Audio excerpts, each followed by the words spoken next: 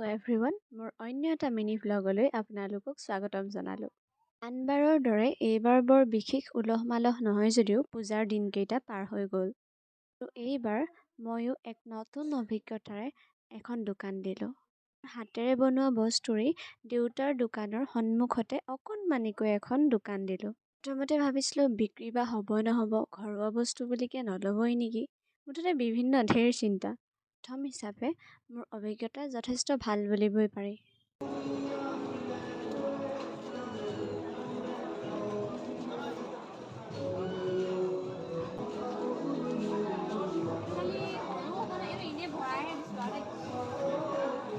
বহুতে চাইছে, বহুতে সুধিছে, বহুতে কিনিছে, বহুতে হেণ্ডমেড বুলি ওচৰো চপা নাই, কিন্তু বহুতেই উৎসাহো দিছে।